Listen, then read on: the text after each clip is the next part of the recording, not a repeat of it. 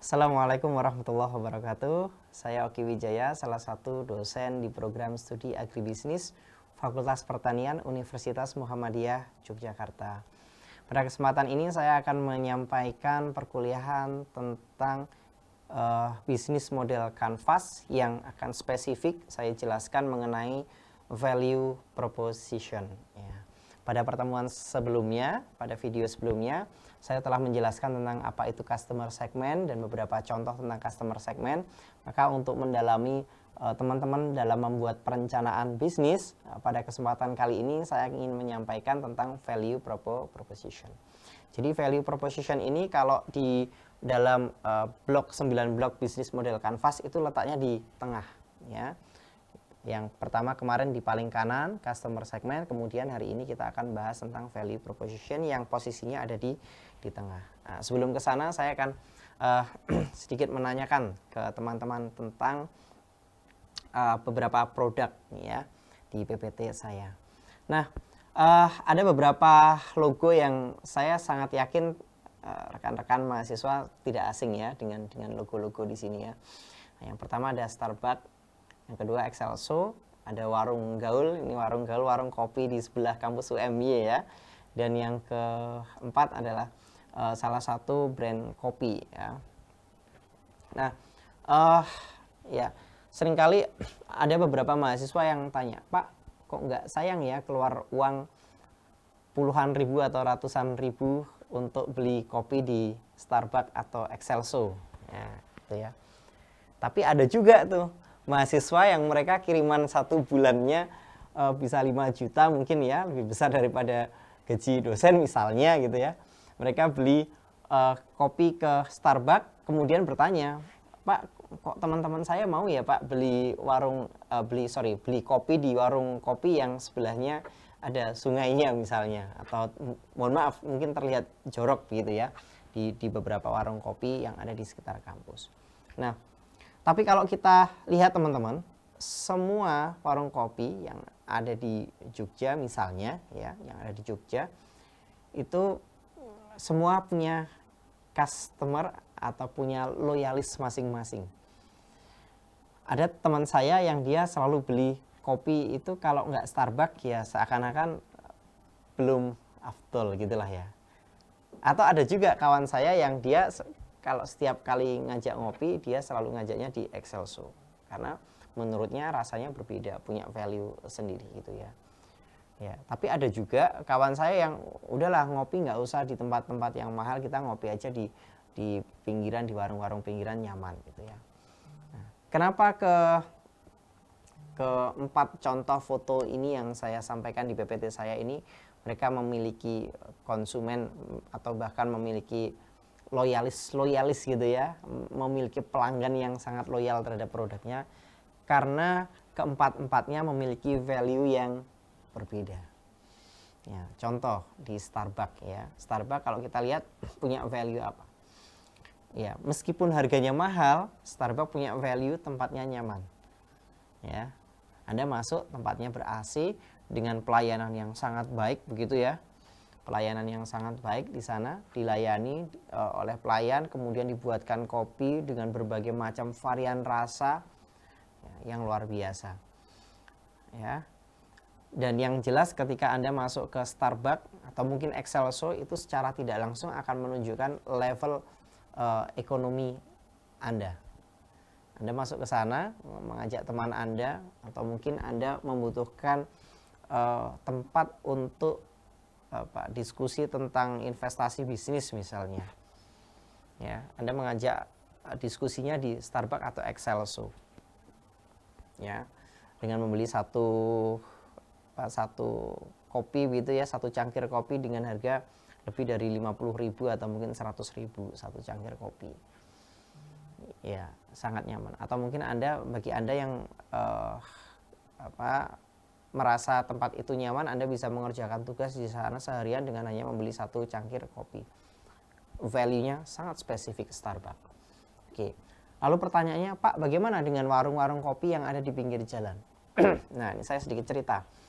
Dulu saya ketika mahasiswa magang saya di perusahaan benih di bagian marketing ya. eh, pekerjaan saya salah satunya adalah ngobrol atau diskusi dengan para petani atau ketua kelompok tani. Nah, ngobrolnya seringkali dilakukan di warung kopi di sekitar sawah. Ya, jadi biasanya kalau di daerah Kediri, Nganjuk, saya dulu di kota Kediri, Nganjuk di sekitar sana itu ada sawah hamparan luas, terus biasanya di tengah-tengahnya itu ada warung kopi gitu yang ada pintunya 2 di kanan dan di kiri begitu ya. Nah, itu biasanya sajiannya ada kopi hitam ya, terus kemudian ada gorengan, jadah goreng sama nasi pecel. Nah, itu warung itu meskipun mungkin bagi sebagian orang gitu ya terlihat, mohon maaf, mungkin sebagian orang menganggap warungnya jorok dan lain sebagainya, kotor gitu ya, makanannya tidak higienis dan sebagainya. Tapi warung itu ternyata memiliki value yang dibutuhkan oleh para petani dan para marketing benih atau marketing dari perusahaan pertanian. Ya. Nah, ini yang saya ingin sampaikan bahwa different value attract different customer. Jadi masing-masing value itu akan mengantarkan customer yang datang ke sana pasti juga akan berbeda. Ya, kalau di kampus tentunya ya di kampus ini kita punya kafe atau tempat makan yang berbeda. Ada kafe 1912 gitu ya di UMY yang pelanggannya akan berbeda dengan mahasiswa yang lebih suka nongkrong di kantin Visipol misalnya. Nah, di kantin Visipol mahasiswa dengan bebas di sana dengan tikar gitu ya, ngobrol macam-macam gitu ya, sambil mungkin sedikit hibain dosennya gitu ya, bebas karena di sana nggak akan ketemu dengan dosennya gitu ya, atau di Motekar. Tapi ada juga mahasiswa yang nggak mau ke sana gitu ya, karena menganggap aduh kok tikar kotor, makanan tidak higienis dan sebagainya, akan lebih memilih di kafe 1912 misalnya. Nah, ini setiap orang memiliki ekspektasi yang berbeda terhadap satu produk. Nah, apa itu value proposition canvas atau VPZ ini? Jadi VPZ ini adalah satu tools yang digunakan untuk merancang keunggulan satu produk yang dibutuhkan dan diinginkan oleh calon konsumen. Nah, kira-kira begitu. Nah, Anda bisa mempelajarinya di bukunya Bicknor ya dan Alan Smith ya. Kemudian apa tujuannya value proposition?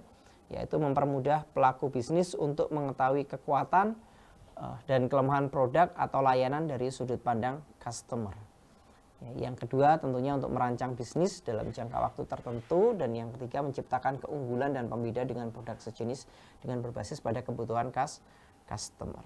Nah, teman-teman, kita kembali lagi ke cerita saya tadi. Kalau saya menceritakan tadi 4 produk yang berbeda tentang warung kopi. Nah, sebetulnya apa saja sih elemen-elemen yang ada di dalam value proposition? Ya, elemen-elemen apa saja yang ada di value proposition? Nah, ada banyak. Nah, tapi biasanya mahasiswa yang baru merancang atau belajar merancang perencanaan bisnis, salah satu yang dianggap sebagai value penting bagi mahasiswa itu adalah harga. Jadi seakan-akan kalau harganya murah, itu produk itu punya value yang luar biasa. Semua orang bisa beli. Padahal tidak. Ya, Starbucks itu dia jual kopi dengan harga yang mahal. Tapi kenapa orang masih ada yang beli? Karena dia punya value yang ditawarkan untuk orang yang memang penghasilannya tinggi. Ya, kalau di materi sebelumnya saya contohkan kenapa jam Rolex itu mahal, harganya puluhan bahkan ratusan juta tetap ada yang beli, karena memang value-nya itu sesuai dengan orang yang membutuhkan dan orang yang memiliki uang untuk membeli itu. Nah, elemen-elemennya yang pertama adalah sifat baru dari produk itu. Nah, sifat baru dari produk itu. Apa sih sebetulnya yang bisa ditawarkan? Nah, contoh, ketika awal-awal muncul iPhone misalnya, ya, kita bandingkan dengan Samsung. iPhone itu punya sifat baru yang tidak dimiliki oleh handphone-handphone sebelumnya. Apa? Dia menguasai entertain.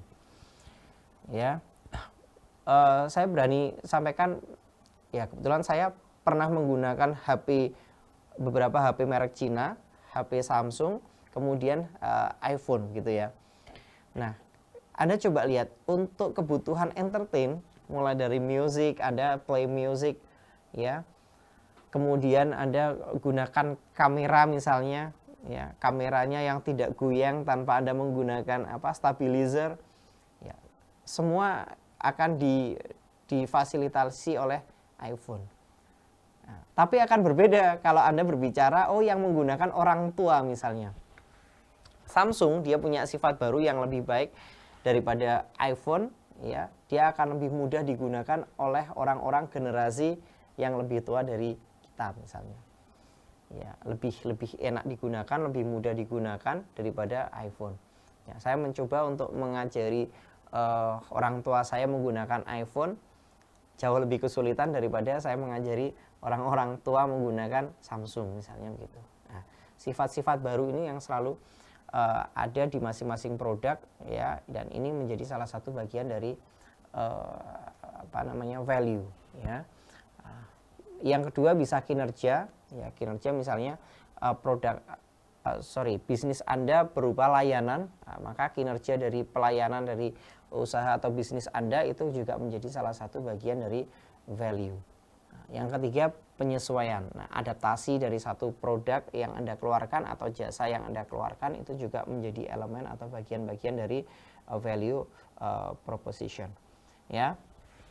Nah, menyelesaikan pekerjaan, kemudian desain dan merek itu juga menjadi bagian dari elemen-elemen dari value proposition.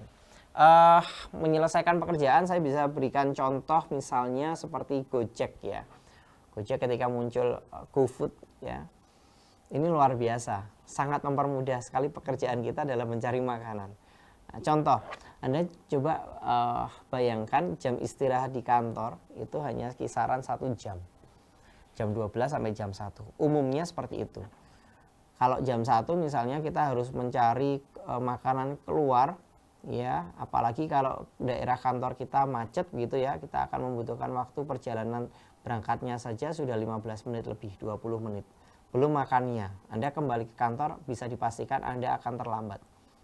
Nah, maka Anda bisa menggunakan fasilitas GoFood itu yang membantu Anda di dalam menyelesaikan pekerjaan. Itu value yang luar biasa. Ya, atau misalnya saya biasa menggunakan Gojek ketika misalnya ada rapat di pusat kota gitu, ya, dari kampus ke pusat kota. Kalau saya menggunakan mobil saya akan membutuhkan waktu 40 menit, ya, karena macet gitu, ya. Tapi dengan menggunakan Gojek, ya, mobil kita tinggal di kantor, kemudian kita pergi ke pusat kota, misalnya rapat di gedung DPRD misalnya, hanya membutuhkan waktu yang sangat singkat, 20 menit sampai di lokasi. Nah, ini value membantu di dalam menyelesaikan pekerjaan. Nah, value proposition ini harus disesuaikan dengan customer segment. Jadi di dalam materi sebelumnya, teman-teman harus lihat juga di materi sebelumnya. Nah, kalau yang dibutuhkan oleh customer segmen Anda itu adalah produk yang murah, maka Anda harus memunculkan value yang murah, gitu, ya. Kalau yang dibutuhkan customer segmen Anda ini adalah fasilitas, misalnya tempat ngopi AC nyaman menggunakan sofa, maka Anda harus buat fasilitas itu sebagai value Anda.